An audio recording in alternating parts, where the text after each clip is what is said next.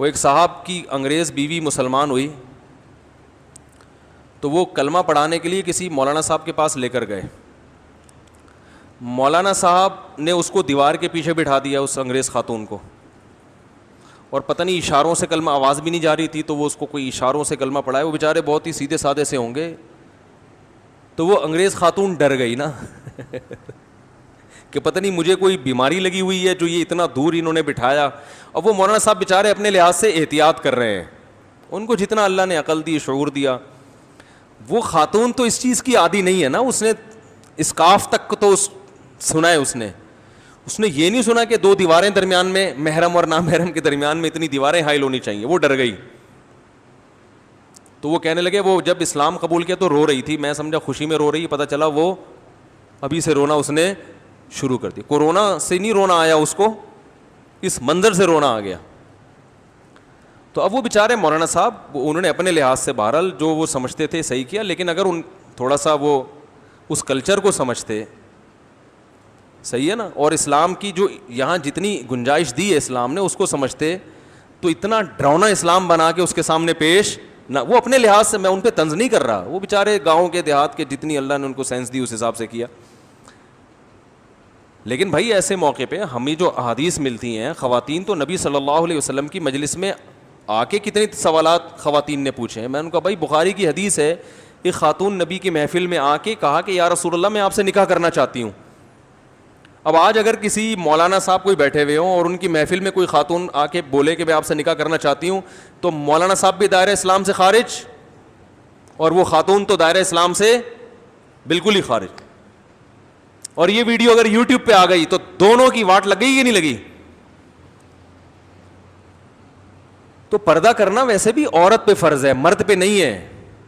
اگر کسی عورت کی طبیعت میں اتنی حیا ہے کہ وہ کہتی ہے میں سامنے نہیں بیٹھوں گی, بہت اچھی بات ہے, اس کو شریعت اپریشیٹ کرتی ہے, لیکن یہ عورت کا کام ہے کہ اس نے سامنے بیٹھنا ہے یا پردے کے پیچھے یا دیوار کے پیچھے یا قسطنطینیہ کی دیوار کے پیچھے بیٹھنا ہے. اس نے اتنی موٹی تھی, یہ کس کا کام ہے؟ بولو نا بھائی, عورت کا کام ہے. بعض عورتوں میں بہت زیادہ حیا ہوتی ہے جو کہ اچھی بات ہے, تو شریعت نے کہا ہے کہ بھائی آپ اس کو مجبور نہیں کر سکتے. میں نے جب شروع میں کال ٹائمنگ کا 2007 میں نا میں نے سلسلہ شروع کیا, تو میں نے اناؤنس کیا کہ بھائی جو خواتین آواز کا پردہ کرتی ہیں تو وہ ای میل پہ مسئلہ پوچھ لیں, اور جو فون پہ ڈائریکٹ بات کرنا چاہتی ہیں تو یہ ٹائم ہے. سو بعض لوگوں نے اعتراض کیا, کیا مطلب, یہ کیا مطلب, یہ کیا ہو رہا ہے بھائی؟ اگر ڈائریکٹ بات کرنا خاتون کا برا ہے تو پھر ہر ایک کے لیے برا ہے, پھر سب ای میل پہ پوچھیں, اور اگر برا نہیں ہے تو باقی ای میل پہ کیوں پوچھیں, وہ ڈائریکٹ کال کر کے پوچھیں. تو یہ سمجھ لیں, یہ جو میں بات سمجھانا چاہ رہا ہوں نا, اب اس واقعے سے سمجھ میں آئے گی. بعض خواتین کی طبیعت میں حیا ہوتی ہے, وہ نہیں چاہتی کہ ہماری آواز کسی مرد کے کان میں پڑے, چاہے وہ مفتی ہو, عالم ہو, بزرگ ہو. تو ان کو مجبور کرنا کہ آپ نے کال کر کے ہی پوچھنا ہے, تو یہ آپ, اس کا مطلب ہے کہ آپ ان کی جو حیا ان کے اندر اللہ نے فطری طور پر رکھی ہے, آپ اس کو زبردستی اس حیا کے خلاف چلنے پر مجبور کر رہے ہیں. حیا بھی تو ایک نجی معاملہ ہے نا کسی کا, اس میں شریعت نے ایک حد تک تو باؤنڈری کھینچی ہے کہ بھائی اس سے کم نہیں ہونی چاہیے, اس سے زیادہ نہیں ہونی چاہیے. اس کے بعد لوگوں کو آزاد رکھا ہے. ہمیں صحابیات میں ایسی خواتین بھی ملتی ہیں جو اپنے لباس کا بھی پردہ کرتی تھیں, جن کو مخدرات کہا جاتا تھا. مخدرہ اس عورت کو کہتے ہیں جس کے برقعے پہ بھی کسی کی نظر نہ پڑے. جب یہ ہم حدیثوں میں پڑھتے تھے تو ہمیں سمجھ میں نہیں آتا تھا, ایسی عورتیں بھی ہوتی تھیں. تو ہماری دادی ہمیں بتایا کرتی تھیں, اللہ ان کی مغفرت فرمائے, کہ ہندوستان میں وہ بتاتی تھیں کہ جو مالدار عورتیں ہوتی تھیں نا وہ اسی طرح پردہ کرتی تھیں. تو چونکہ دادی کا ہمارے بہت مالدار فیملی سے تعلق تھا, تو وہ ہمیں بتاتی تھی کہ ہم جب گھر سے باہر نکلتے تھے تو گلی کو دونوں طرف سے بند کیا جاتا تھا, سمجھ رہے, تمبو لگا کے, گھر کو نا ادھر سے بھی ادھر سے بھی. پھر ڈولی میں بیٹھتے تھے اور وہ ڈولی اٹھا کے, بھائی گدھے گھوڑوں پہ سفر نہیں, جو عورتیں ہیں نا وہ اس طرح کرتی تھیں سفر, پھر اس ڈولی کو بٹھا کے گدھا گاڑی پہ رکھیں یا بیل گاڑی پہ رکھیں یا جہاں بھی لے جا کے رکھیں. تو بڑے گھروں میں یہ علامت سمجھی جاتی تھی, یہ فخر کیا جاتا تھا, بھائی ان گھر کی عورتیں ایسے پردہ کرتی ہیں کہ ان کے لباس پہ بھی کسی کی نظر نہیں پڑتی. تو اس میں اگر کوئی حرج نہ ہو تو اس میں کوئی گناہ نہیں ہے. لیکن اگر کوئی عورت یہ پردہ نہ کرنا چاہے تو آپ اسے مجبور نہیں کر سکتے, کیونکہ صحابیات میں ایسی عورتیں بھی تھیں جو اس طرح پردہ نہیں کرتی تھیں. تو ایک تو واجب پردہ ہے, اس کی تو شریعت نے حکام بیان کر دی ہے, اس سے اوپر کیا ہے, مستحب ہے, غریبی ہے. تو اگر کسی کوئی حرج واقع نہ ہو رہا ہو تو عورت جتنا مرضی پردہ کر لے, شریعت نے اس پہ پابندی نہیں لگائی. ہاں وہاں لگائی ہے جہاں کوئی حرج ہو رہا ہے. مثال کے طور پر حرج کبھی دنیاوی ہوتا ہے, کبھی اخروی ہوتا ہے. بیمار ہیں, مر رہی ہیں, فیمیل ڈاکٹر مل نہیں رہی ہے, میل ڈاکٹر سے علاج ہوگا, نہیں جی ہم تو, ہمارے تو برقعے پہ بھی کبھی کسی نامحرم کی نظر نہیں پڑی, تو یہ میل ڈاکٹر ہمارے بلڈ پریشر کیسے چیک کر سکتا ہے. تو بھائی رگ پھٹ جائے گی دماغ کی محترمہ, ٹھیک ہے نا, سمجھ میں آ رہی ہے. اب یہی فی الحال یہی ڈاکٹر ملا ہے ہمیں. تو اب یہاں کیا ہوگا کہ یہ حیا ایسی ہے جس سے فائدے کے بجائے کیا ہو رہا ہے, نقصان ہو رہا ہے نا, جسم کو نقصان ہو رہا ہے. تو یہاں پھر اپریشیٹ نہیں کیا جائے گا اس حیا کو, یہ ضرورت ہے ایسے موقع پہ. اسی طرح حیا بعض دفعہ رکاوٹ بنتی ہے شرعی حکم کو پورا کرنے میں. سفر کر رہی ہیں کوئی خاتون, ڈولی میں بیٹھی ہوئی ہیں, فار ایگزامپل نماز کا ٹائم ہو گیا, زمین ڈولی میں تو کھڑے ہونے کی جگہ نہیں ہوتی نا, اور وہ کھڑے ہو گئے سارے ڈولی اٹھانے والے وہ سارے بیٹھ جائیں گے پھر, ٹھیک ہے نا.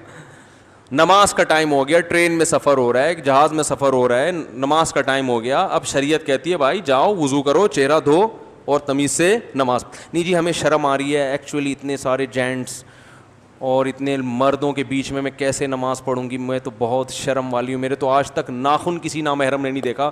اور بھائی جاؤ تمیز سے جا کے وضو کرو, اور وضو کے لیے چہرہ بہرحال کھولنا پڑتا ہے.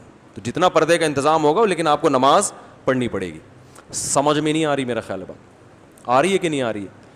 تو وضو بھی کرنا پڑے گا, چاہے جگہ کہیں نہ ہو تو مردوں کے بیچ میں کھڑے ہو کے نماز پڑھنی پڑے گی. تو جو فرائض واجبات ہیں, چاہے وہ دنیا کے لحاظ سے ہوں چاہے وہ آخرت کے لحاظ سے, ان کو فوکس, ان کو پورا کر کے پھر جتنی مرضی حیا ہو, شریعت نے پابندی نہیں لگے. ہاں اسی طرح کوئی بچی شادی ہو کے سسرال چلی جاتی ہے, اس کی طبیعت میں اتنی حیا, ایک تو شرعی پردہ دیور سے جو فرض درجہ ہے وہ پورا کرنا, وہ تو لازمی کرنا پڑے گا.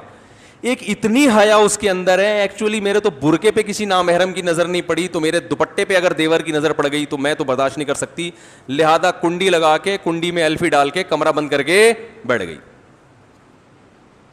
اب ساری بہویں مل جل کے گھر میں کام کر رہی ہیں, افطاری بنا رہی ہیں, ایک کے ذمہ پکوڑے بنانا ہے, ایک کے ذمہ سموسے بنانا ہے. انہوں نے کنڈی لگائی ہوئی ہے, اس میں کیا ڈالا ہوا ہے, ایلفی. کہ میری جو حیا ہے نا وہ مفتی طارق مسعود صاحب کی جو دادی تھی نا ان جیسا پردہ میں کرتی ہوں کہ دونوں طرف کناتے لگا کے ڈولی میں بٹھایا جاتا ہے. تو ہمارا پردہ ایسے ہو. اب ڈولی تو نہیں ہے, یہ کمرہ ہے, ایلفی ڈال دی, پورا گھر ڈسٹرب ہو رہا ہے. بھائی تم پیڑے کھانے کے لیے ہو, یہاں پر آئی ہو, بس وہ کنڈی کھلے گی, یہاں سے سموسہ پارسل کیا اپنے حصے کا.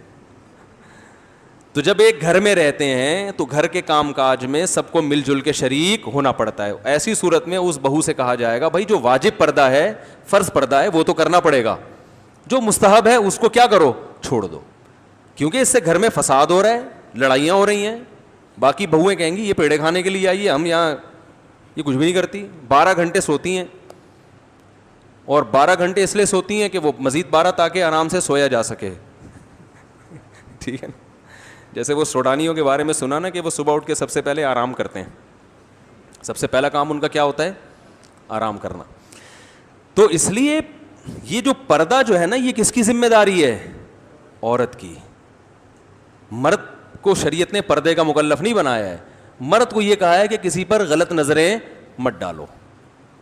تو اگر کوئی عورت کسی مرد کے پاس آتی ہے, تنہائی میں نہیں, تنہائی میں عورت اور مرد کا اجتماع اسلام میں کیا ہے, حرام ہے, اس میں فتنے کا اندیشہ ہو یا نہ ہو. کسی تنہائی میں آپ کسی جوان عورت کے ساتھ نہیں مل سکتے, کتنے بڑے بزرگ ہوں آپ. ویسے اگر کوئی عورت ملنے کے لیے آتی ہے تو وہ نبی صلی اللہ علیہ وسلم کے پاس بھی آیا کرتی تھی. دیکھیے نبی صلی اللہ علیہ وسلم نے حجۃ الوداع کے موقع پر کیا ہوا ہے کہ آپ صلی اللہ علیہ وسلم کے پیچھے سواری پہ فضل ابن عباس رضی اللہ تعالیٰ عنہ بیٹھے ہوئے تھے, بالکل جوان تھے, خوبصورت تھے.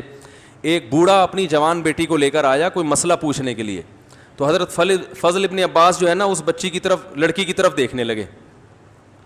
تو آپ صلی اللہ علیہ وسلم نے بڑی محبت سے ان کا چہرہ جو ہے نا اپنے ہاتھوں سے یوں کر کے ادھر گھما دیا, ٹھیک ہے نا, کہ ادھر نہیں دیکھو.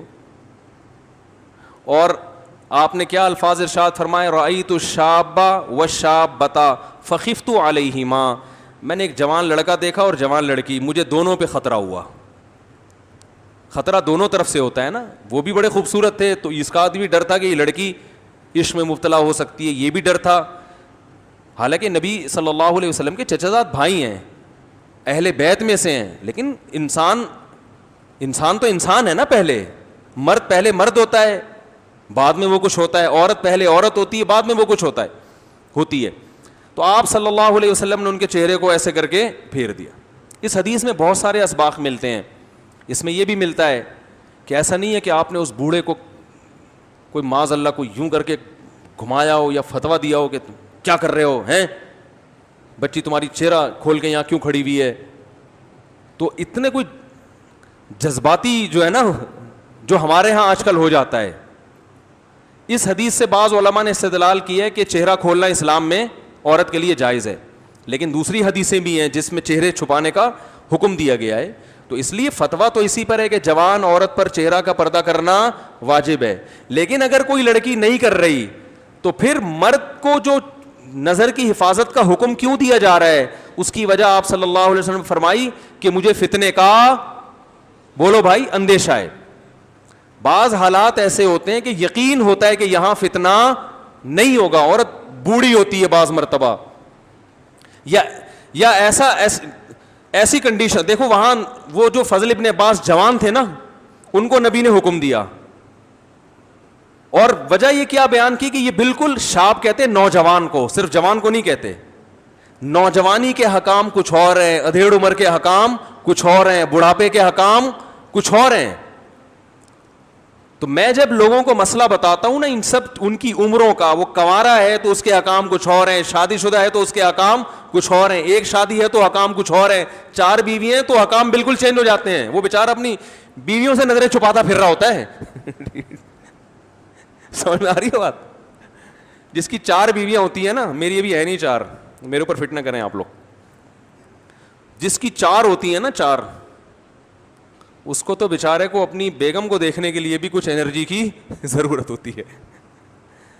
تو عفت اور پاکدامنی آتی ہے نا نکاح سے. تو ایک ہی لاٹھی سے سب کو ہانکا نہیں جاتا. اب مولانا طارق جمیل صاحب اگر کسی خاتون سے جا کے مل لیتے ہیں اور بہن بہن کر کے بات کر رہے ہیں, اور نیت بھی یہ کہ اس کو دین کے قریب لے کر آئیں گے, تو ان پر آپ وہ احکام نہیں جاری کر سکتے جو ایک لونڈا لپاڑا جو سارا دن عورتوں کے پیچھے بھاگ رہا ہوتا ہے. وہ تو تبلیغ بھی کرے گا تو ہم کہیں گے, میرے لوگ پوچھتے ہیں فیس بک پر, میں ایک لڑکی دوست بن چکی ہے, میں اس کو اسلام کی باتیں سکھا رہا ہوں, میں کہہ رہا ہوں آپ چھوڑ دو, آپ اس کو اسلام کی باتیں نہیں سکھاؤ, ٹھیک ہے نا. اس کے ابا ہیں, اس کے ماموں چاچا کو سکھانے دو, آپ اس سے فری ہونے کی کوشش, لیبل اسلام کا لگایا جا رہا ہے. تم جوان آدمی, تم کیوں جوان لڑکی سے دوستی لگائی ہوئی ہے بھائی تم نے؟ میں نے کہا اس کو علماء کے بیانات بھیجو, درس قرآن کے لیے بہت سارے علماء ہیں, ان کی لنک بھیج دو. تم کیوں فری ہونے کی؟ میں نے کہا اپنی اماں کو کیوں نہیں سکھایا آپ نے کبھی اتنے شوق سے, اپنی بہن کو کیوں نہیں سکھایا؟ اس کی فکر لگی ہوئی, کہہ رہے میں چاہ رہا ہوں وہ اسلام پہ آ جائے, وہ اسلام پہ. میں نے کہا اپنی بہن کی فکر کرو بھائی, پہلے اپنی خالہ ماموں کی فکر کرو. نا نا نا نا, وہ چونکہ خوبصورت ہے لہذا اس کو جہنم سے بچانے کی فکر بہت زیادہ ہو رہی ہے. تو ایک ہی لاٹھی سے سب کو نہیں ہانکا جاتا, احکام سب کے الگ الگ ہوتے ہیں.